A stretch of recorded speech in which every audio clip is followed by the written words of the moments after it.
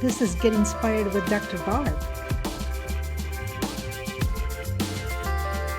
Hi, everyone. This is host of Get Inspired with Dr. Barb, Dr. Barbara Vacatus. Welcome, our wonderful, wonderful audience. It's so nice to have you on my podcast. We talk about education, innovation in education, because these topics are extremely important. So many children are still not served properly in schools. That's what I think, and that's what I often see. But also, many teachers, many wonderful teachers, need access to some new ideas, new expertise, new initiatives, innovation. And I think that podcasts are incredibly valuable in that regard. And we have a special guest today for many reasons, but one of the reasons is that we've been following each other for quite some time, but we met quite a few years ago. I don't even know how many years ago it was. I think it was maybe about 12 years ago when I was still a PhD student and I traveled to Vancouver for a pretty good size, so to speak, conference. And I think we met at the airport. Yeah, we did And in line. Yeah. I have some memory. It's a good thing. And it was just, when you just meet someone interested in the airport and you start talking. And I remember the line was really huge for passport check or whatever that was, some kind of check. And then when you get a chance to talk to somebody very nice who's also in a similar area and going to the same conference, the time goes by in a different way. So that's why one reason why she is so special. But recently, I also noticed that she is involved with a company that has something to do with a certain platform that can substantially help children in learning how to read, in learning difficulties. So I needed to myself find out more about it, and that's why we finally got a chance to meet today. Welcome on my show, Dr. Dianne Henderson. Hi. Thank you so much. That's such a great introduction. And it was truly a long line to get through passport control going Yep. to that conference. Exactly, but we certainly, but that's what you remember. That's what you Yeah, remember. and it's so great to follow your path as well. That chance encounter, and then to see your graduation, and now your Yeah, role as faculty, and your that's right. work with neurodivergent students and children. It's one of those things that are just that we get to see in our profession through contacts at Thank you so conferences like much. that. And also seeing you, how you, because you were ahead of me, so to speak. You already had your degree, but then you moved to different roles, not so much in academia, but in a private sector, so to speak, Hmm. right? So I see that too, and this is very interesting. But I don't look at it as, oh, this is different. I am in academia, and Diane is in a totally different sector. I would like to see these things and fields and different industries, so to speak, work together, collaborate with each other for the goodness of children. That's why I'm doing what I'm doing. And I think, Diane, you the same way, so children can benefit, right? So they can get access to good experts, good teachers who know how to teach reading and especially how to handle difficulties with reading because some children these difficulties, but also how to have access to some technology, some tools that can be very useful.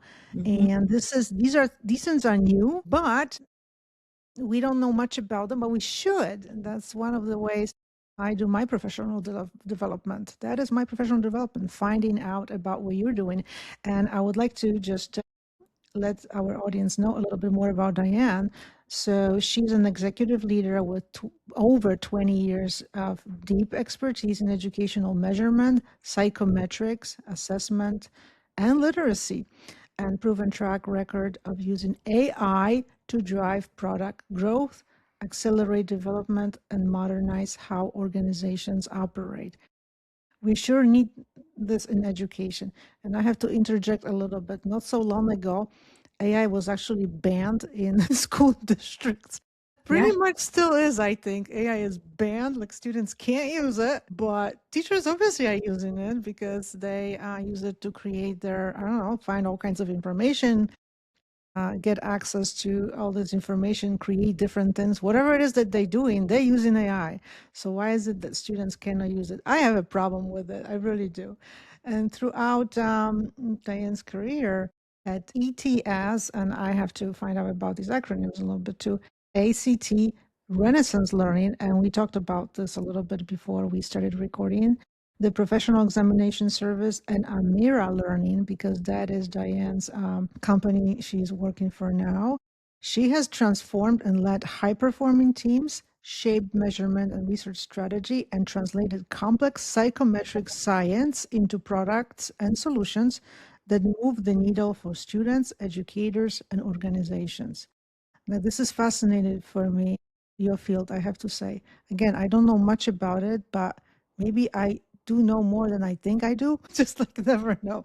And at Amira Learning, she has led proposal efforts with an over 80% win rate, securing significant recurring ARR, combining deep domain expertise with AI-powered workflows to produce higher quality work faster. I mean, Dianne, for me, you always someone who I associate with like results, like you are the kind of person, and also with your expertise that you drive results, and that just shows in your bio, in your achievements. So again, welcome on my show. And the first question I have to ask, I have to say first that we because I am myself teach future teachers and current teachers how they should teach reading to students, to children, including those who have difficulties with reading. We have a lot of research about it. We know about certain strategies that are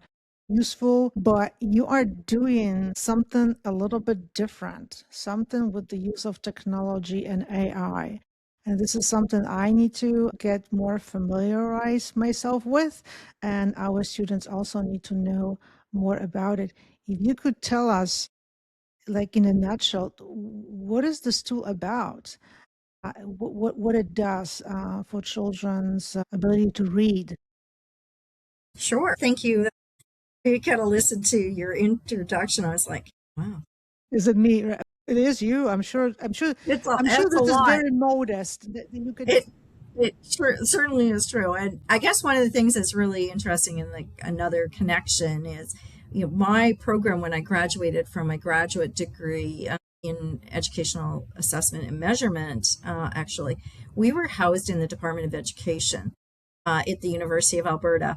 And so we were like ed psych component, and we're really there to really look at mostly in the area of K-12, how do we assess, how do we do evaluation for students? And we used to have a requirement in our Department of Education about to have an educational measurement to how to read and understand data and interpret test scores. And that was like how many years ago now? Yeah. But it was interesting, sort of that was a core component of it. And yeah, so I sort of have always been rooted in sort of the education department. So when I came out and I started working in educational assessments primarily, that was always trying to connect, like, what do we know about the child? How can we inform or help teachers get information to help know what to do next? When I find myself at Amira is using the latest technology, using AI, but applying and building on the science of reading. So it is based on a bunch of research, actually, that was done at Carnegie Mellon for over 20 years called Project Listen. So if you go out to the web and you look for Project Listen, you'll find this very well researched. How are they using the technology at the time and evolving it to help students learn how to read? And there's over 200 citations and papers that were written, starting out of something very, very small. And Amira takes that research and tries to scale it into something what makes it more accessible to students around the country, and actually we're being used internationally as well. And it is AI powered. It's built on the science of reading. So all of that research from Project Listen was moved into something that is built on the software as a service platform that can be totally scalable and can be deployed, like I say, anywhere around the world, even in places that have very low internet or bandwidth. We've been successful because it is built that way specifically. And essentially, it's a one on one tutor for the child. So it's not just simply, it is simply rather, where the student sits down and opens up Amira and reads aloud to Amira, and Amira in real time is picking up the information that the student is saying or reading and analyzing their fluency, their decoding, their comprehension and prosody. And in the same time, if the student is having trouble or is struggling, Amira will actually interject and provide a micro intervention essentially to help them if they have trouble pronouncing a word. They will go in and start helping them learn how to decode with some of the tools that are based on the science of reading but are automated or put online. And it basically is like a expert science of reading specialist with the child. And at the end, it's recording the whole thing, and it provides an update for the teacher in the classroom about the student and how well they're doing. So it seamlessly is doing an assessment and assessing their ability to read. It also provides a transcript for the teacher to look at, and various teachers approach it different ways. So sometimes with students that are doing fine, they don't have any problem, they just keep the child motivated. The system will scale up if the child is reading at grade level and needs something a little bit more difficult. It will actually automatically do that. If the student isn't reading on grade level and they need something easier or scaffolding, it will down level to where they're at.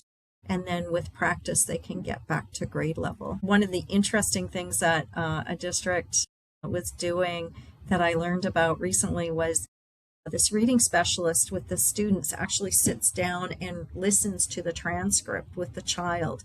So they have their basically two, like the ear pods, and the student has one in their ear and the teacher has one in the other, and they can see their transcript, and the student listens to themselves how they read, and the teacher as well. And so the student actually becomes more motivated in understanding what they were doing right and what they needed to practice. So it's pretty innovative technology. It sure sounds like it. I mean, you've explained it so well, because I was going to ask, like, what's actually happening. So when the tool corrects the child, it uses some kind of like AI generated voice, sort of like Siri. Yeah, no, she does have a voice. Amira is a real person in Yeah, the sense that she's a virtual person. yeah, She has a little persona, and yeah. she actually will correct them as a teacher does.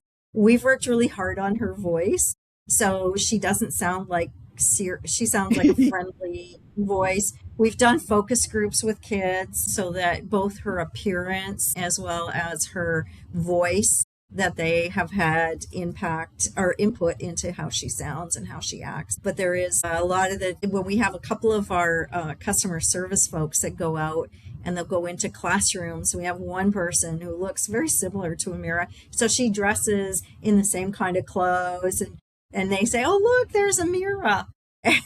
When Jackie shows up. Yeah, so she's very That, personable and that is so friendly. cool. And I think one of the things that's really interesting that speaks to how friendly she is and how kids aren't intimidated so Yeah. much with having someone listen to them read. Anecdotally, we've heard sort of these anecdotal stories from teachers where they've had children that have been considered nonverbal. They won't say anything in class, Yeah, I know. but they find out that they end up reading to Amira. They find Amira is helpful and non-judgmental, and so they get over that fear and they read to Amira. That is amazing. You've noticed this, because this is one of the noticings that, as someone who has a therapy dog, we notice, and there's a lot in research on how therapy dogs help children in reading. It's again the presence of an animal that does not judge. So this is a similar situation. I'm not comparing here dogs Well, to a mirror, right? To sort of virtual characters, virtual people. But it is interesting. There is some kind of similarity here, and that is quite fascinating. And I was just thinking about that. That would be an idea for the which company founders to maybe add a virtual dog that could sort of like support a man. she does, and we actually do. We have a dog. Her dog Oh, is that's her. awesome. Yeah, the dog is named Spot, and That's, so Spot is her sidekick. yeah. And when they start off, the part of it is to make sure the technology can hear the child. And the first line that the student says when they start their session is, "Wake up, Spot." And the picture is a little Spot dog Very cool. sleeping. And when the technology, when they're speaking loud enough into the microphone, the dog will wake up and go woof woof, and they Yeah. move together. And it's actually something that we give to classrooms is a plushie that's a Spot dog, Mhm. and the teachers will use Spot. And at some classrooms will get to take Spot home for the week if they do really well in their reading, Yeah. or Spot's part of the Yeah, that's classroom. awesome. I Yeah. just I just love it. So, I mean, in some situations, classrooms don't have, in many cases, they never saw therapy dog. So, a presence of a virtual therapy dog, or, I mean, dog who accompanies Amira is pretty cool. It's a pretty cool concept, definitely. And I'm glad that the company recognized it. And I was just trying to envision how this tool, because I understand the tool is currently used by some school districts, because you have to Hmm. see how that works, have it tested and all that. How do teachers use it in, let's say, in the classroom? If you could take us into, the classroom, just kind of like in what ways the tool would be used to help the teacher in providing expert reading strategies, reading guidance, help in that way too. So Amira has a couple of components. The first one that we talk mostly about here, which I think is the most applicable, is the tutor product.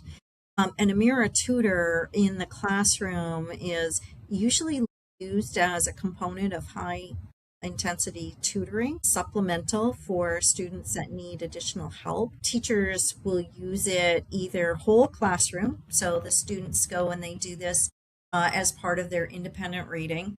Now, that sometimes takes a little bit of management around the classroom because you can imagine 24 kids reading out loud. So they'll sometimes they can do it. They just have to structure the classroom so that the microphone isn't picking up the neighbors that is speaking to Amira and Spot. So they'll do it whole classroom. They'll also do small group interventions, and that is what I was talking about with the specialist when they were reading and listening the student and the teacher at the same time. And then they can do individual reading time as well.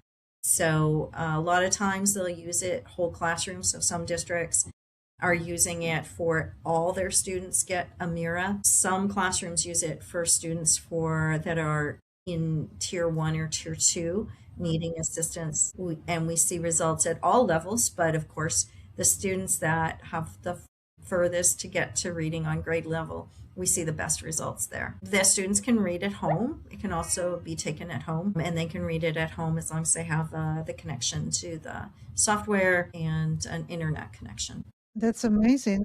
So it can be used in many different ways, and that flexibility. And I have two questions, because you said that they kind of sort of input. I mean, the tool provides the kind of support, guidance, strategies for helping children in becoming better readers based on certain input, based on certain research, right? And is there, let's say, if the company decided, oh, well, I think we need to modify a little bit, we need to add a little bit more strategies or different ways of providing that guidance, Is it just very easy to do that? And does it happen very often?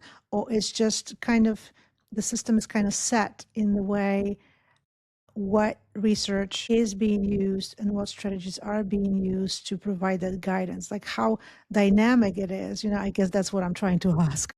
Yeah, it's pretty evolving. So we do continuously improve the product and add additional, mostly around the instructional tool that the teacher might use, or what we call micro lessons that the student might embark on. The whole platform includes a teacher interface so the teacher can look and monitor how the students are doing with their reading at a glance, and then they can drill down. As we get into the districts or the states, we will map their standards into the system.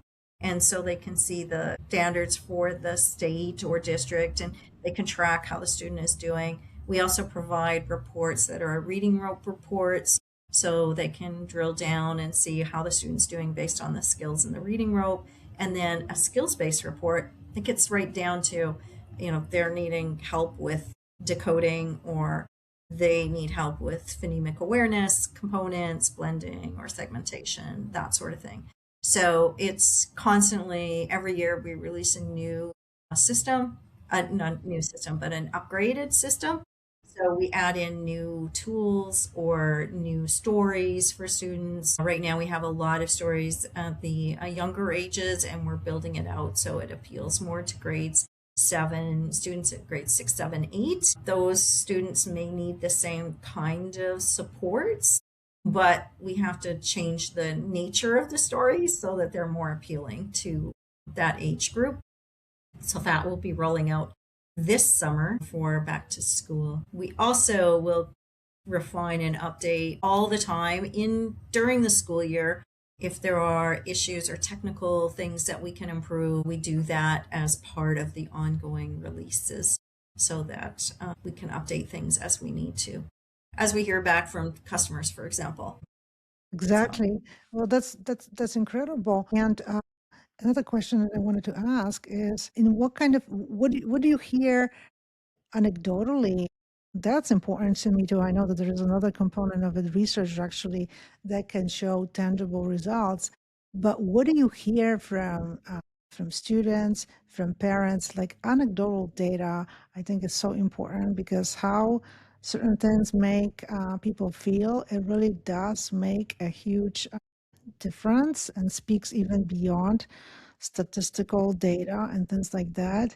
And I already know that you mentioned SPOT and how this is a part of this experience and how it makes children feel, and also Amira itself, feel there's a little bit different feeling to about this interaction because it's not a real person. They know it, but they feel connected to her in a Yeah. certain way. And they know that because children know so much. And they know that it's a different connection. They know this is not a character that will judge them. This character will just help them. I will never get mad at them. I mean, seriously, right? And so what do you hear from children, from the families? That would be really cool to hear. Well, we hear lots of feedback. We have what we call the champions program. So in classrooms, there's teachers, or in schools rather, there's a champion that helps to promote the usage or to help teachers figure out how am I going to implement this.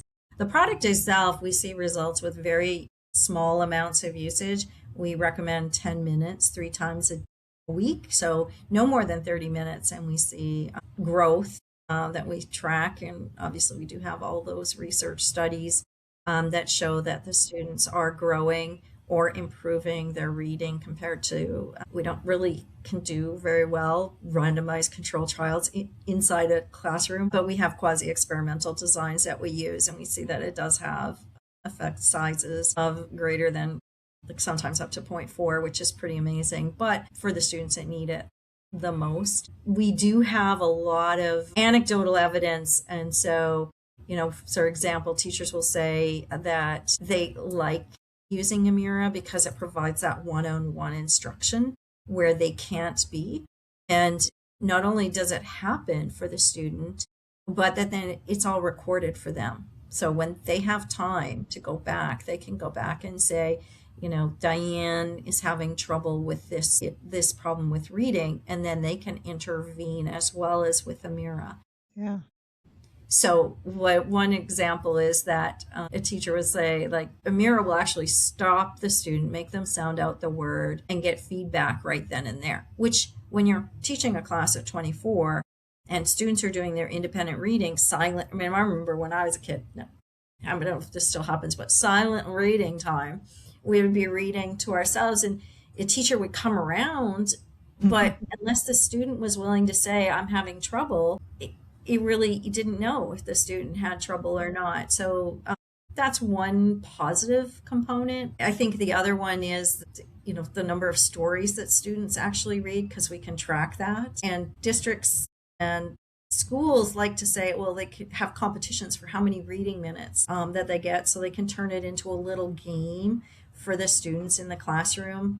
And then that's some of them where they get a little stuffy, that get the person that reads the most that week gets to have a stuffy spot to take home. And so, and I think I already shared the one where they were able to sort of see that student interaction too, when they share with the student what they're hearing and helping them, the student becomes more motivated. I think that other teachers have noted that, they can see at a glance their whole classroom and how they're progressing with reading, and they cannot automatically see who needs more help or individual attention. So I think for a lot of the teachers, they find that. For parents, I'm not aware of, I don't have anything right off the top of my head Right. about parents. We do provide parental supports and feedback, but that's one of the things that we need to get more information about, how the parents are seeing the students. Obviously, when the student starts reading and enjoying reading,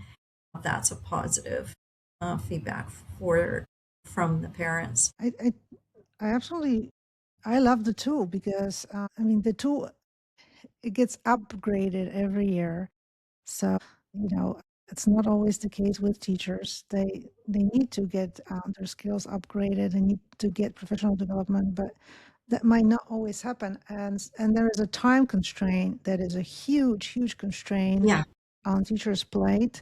We used to have very expensive programs, Reading Recovery by Marie Clay, again, one-on-one, that really showed results. But again, the school had to afford this kind of instruction, right? To be able to provide one-on-one instruction to those students who were showing that even with group help, the support was just not happening. It wasn't enough of growth for them. But here, technology, if done in a way, and I see like this is done in a way that builds connection, and it's upgraded, it's constantly improved, and works flexibly with how the teacher structures the class with the needs of the students and the needs of the teachers. This can be a really substantial help, because again, the access to this one-on-one intervention is just getting smaller and smaller across the table, I think, in schools, right? Because of the money issues. And Yes. a lot of districts they have to solve all kinds of financial issues and things like that. And so it's like, how are you going to provide this intensive one-on-one support? So why not to try something like that? And are there any sort of like, I don't know, perks for school districts who would be like early users of the tool, or Mhm. or not?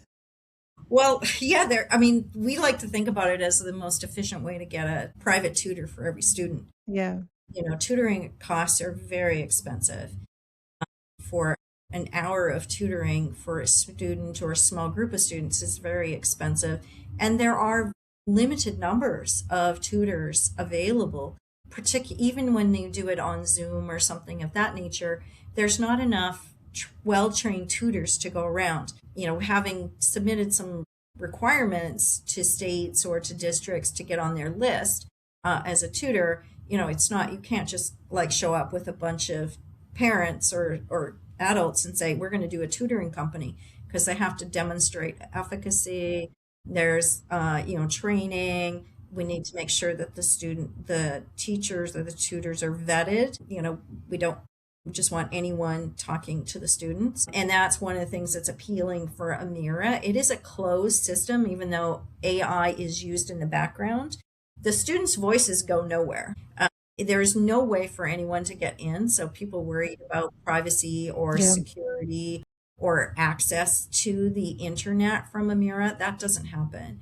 It is a closed system. So when the student is talking to Amira, it's not like someone can hack in and start doing something with the child or taking them off track or introducing them to something that would be dangerous for them. The other advantage, cost is a big one. I think I mentioned that already, but for a fraction of the cost, we can provide, Amira can be provided to all students. And as I said before, it tailors it to where the student's reading level is. So they can go from needing lots of intensive support to being advanced or gifted reader, which is something that isn't always easy to do when you're picking out a reading textbook for the kids to read. I don't know if they still do that. When I was a kid, all the class would read a book together, and it was of medium difficulty. So some kids had no problem.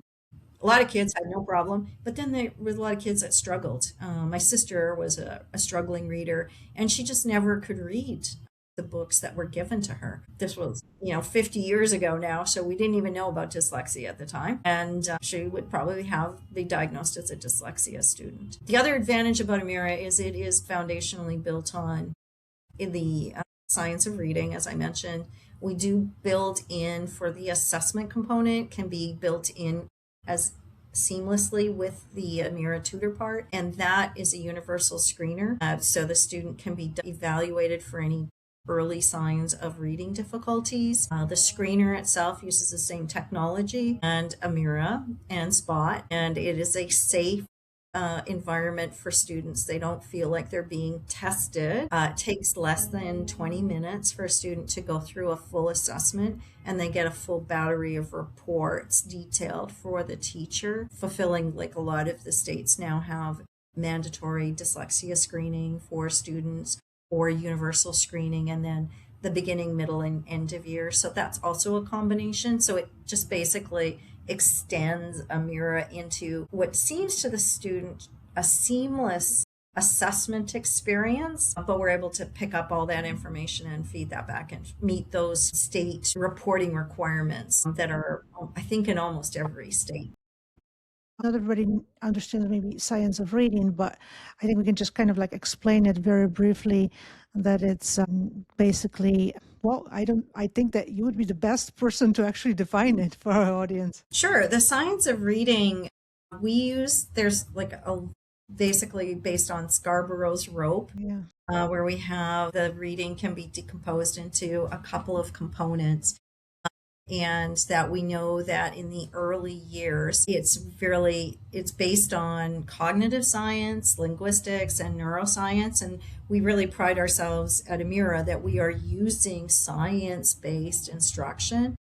We also bring in some of the multimodal deficits model to understand students that have reading difficulties, and that we're basing it on the 5 core pillars of reading, which is the phonemic awareness, the phonics, fluency, vocabulary, and comprehension. That's really the simple view of reading. We go a little bit further with some of our stuff. We've been working with Nell Duke and her active view of learning, which brings in a few more layers. But foundationally, we're really trying to get at what are the focusing of learning to read, which is decoding very early, and then bringing in the comprehension place.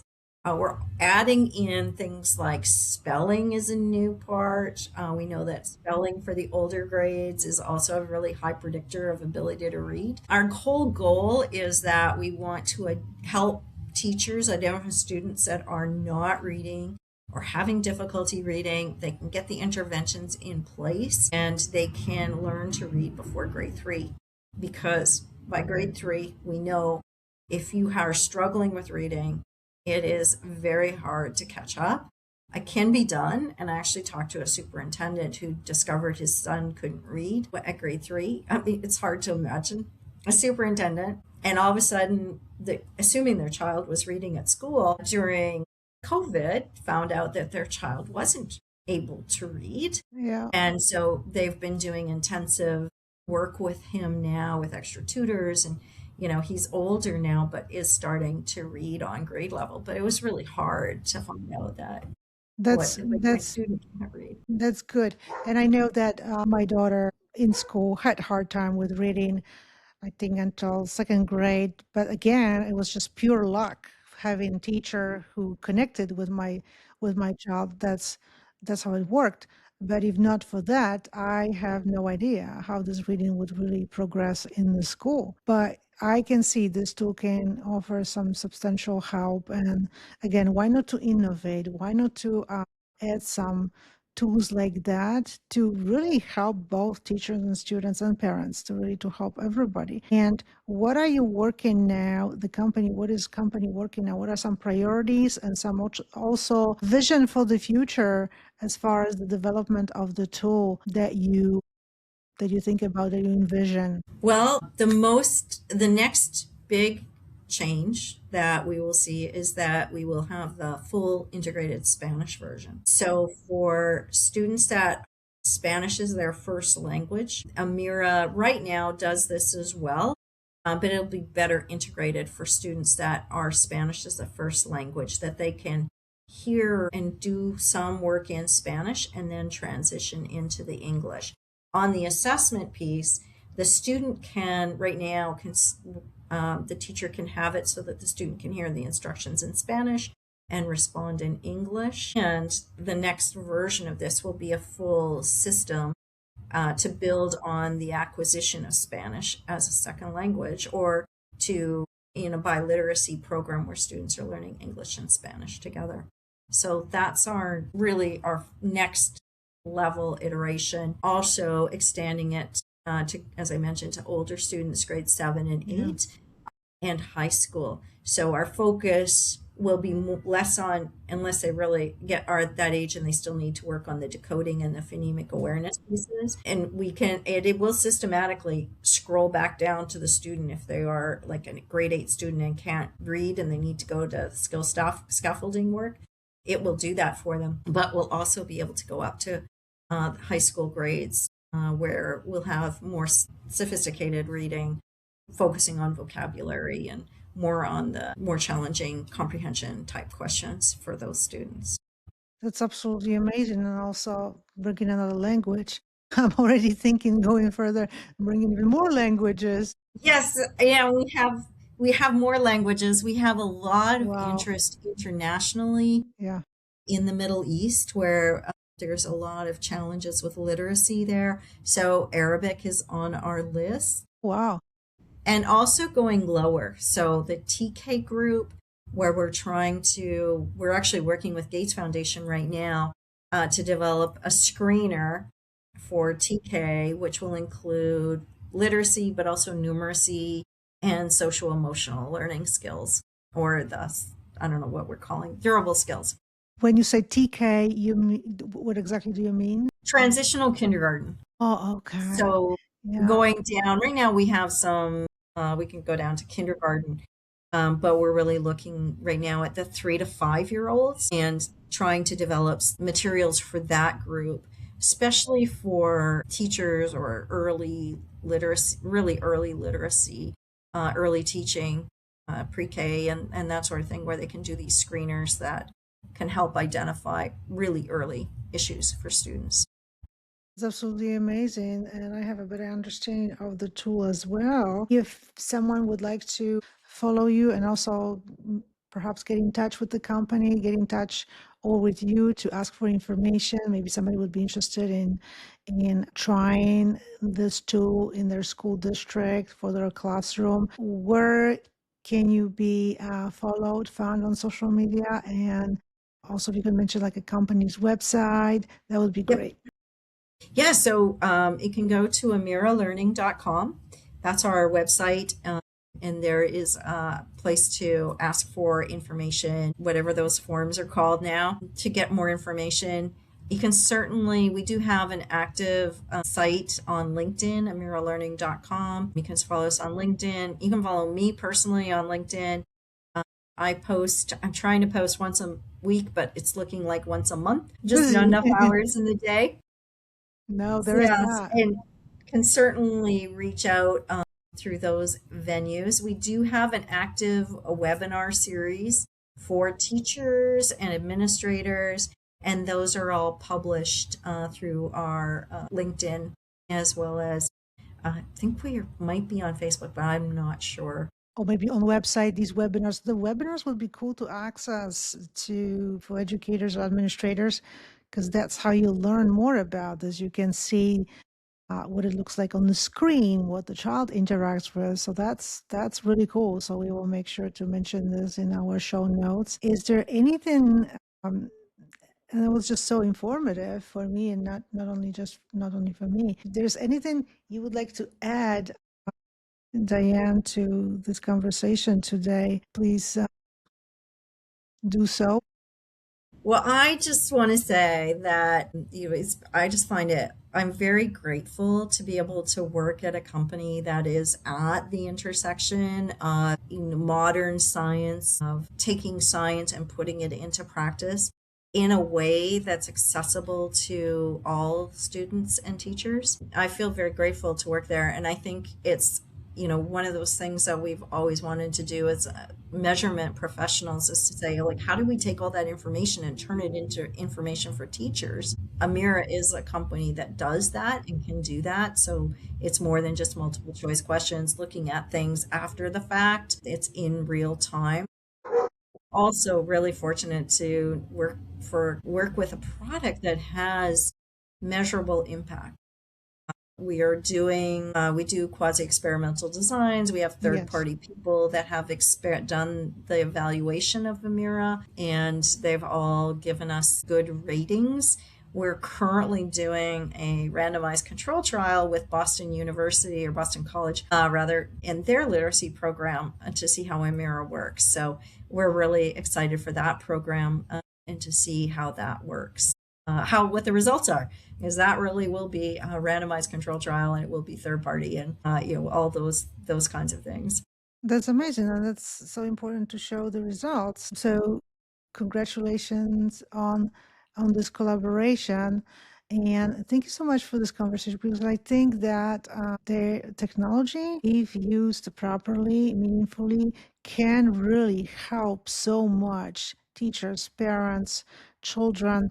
It's never about being afraid of it. It's just about how do we use it, and again, if children benefit from this, just trying it alone can show that too, right? If they like it or not. Definitely, I would like to encourage everybody to get in touch with the company, see some webinars, see if would be something to try, because even if it helps a handful of children, it's Hmm. really important, because so many kids just fall through cracks, and their reading can be they can have reading difficulties going all the way through middle school and even more, and that's not right.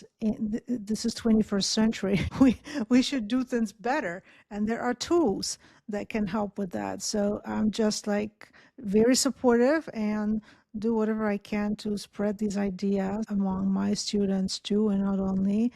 And I would like to invite our audience to follow Dianne, to check our show, to also let us know what you think about these ideas. I know that the topic of AI and technology in education can be also controversial. I mean, that's just how it is. But it is really a conversation we really need. And once we know what the tool can do for children, they can really change how we think about AI. It's really important to talk about these topics. And so far, I love the tool. I can see it can make a huge difference for children, and not only. And let us know what you think about the conversation.